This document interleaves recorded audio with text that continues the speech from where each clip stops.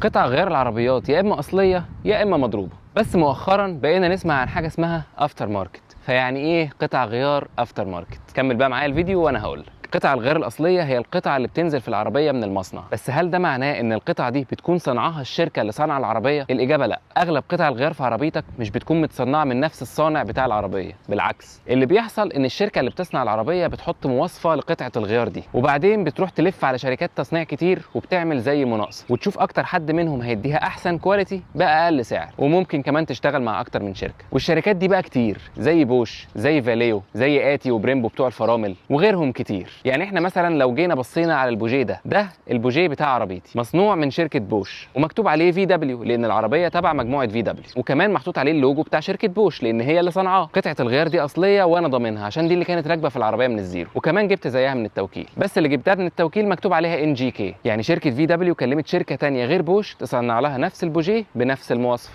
والاثنين بوجيهات اصليه. يا عم انت صدعتنا، ما تقول لنا عن ايه افتر ماركت. انا هقول لك. انت دلوقتي لو صاحب مصنع ان جي كي او بوش وبتصنع قطعه الغيار بتاعتك لبي ام دبليو، والقطعه دي بتتباع بجنيه عشان عليها لوجو بي ام دبليو، انت بقى عندك المواصفه كلها، ما تقدرش تعمل واحده ثانيه بنفس المواصفه بنفس الخامات وتحط عليها اللوجو بتاعك وتبيعها بجنيه الا ربع. هو ده بالظبط اللي اسمه افتر ماركت. قطعه غيار اصليه برضو، بس من مصنع معروف انه بيعمل نفس قطع الغيار الاصليه، بس القطعه دي هو صانعها بنفسه وبيبيعها لصالحه مش لصالح شركه العربيه الاصليه. وفي الغالب القطعه دي بتبقى زيها زي الاصليه بالظبط او اقل منها حاجه بسيطه جدا جدا لا تذكر، بس الفرق في السعر بينهم كبير. وده ملوش علاقه ابدا بقطع الغيار الكوبي. الكوبي ده هو تقليد للقطعه الاصليه بكل حاجه فيها ما عدا الجوده والمواصفه، هو بيقلد الشكل بس، وممكن كمان تكون بتتباع بسعره قريب او زي الاصلي عشان انت ما تتخدعش. فخليك دايما في المضمون واشتري الاصلي من التوكيل او من تجار مضمونين ومشهورين، او هات افتر ماركت لانه في الغالب ما بيتضربش. لو الفيديو ده عجبك ما تنساش اللايك والشير والفولو.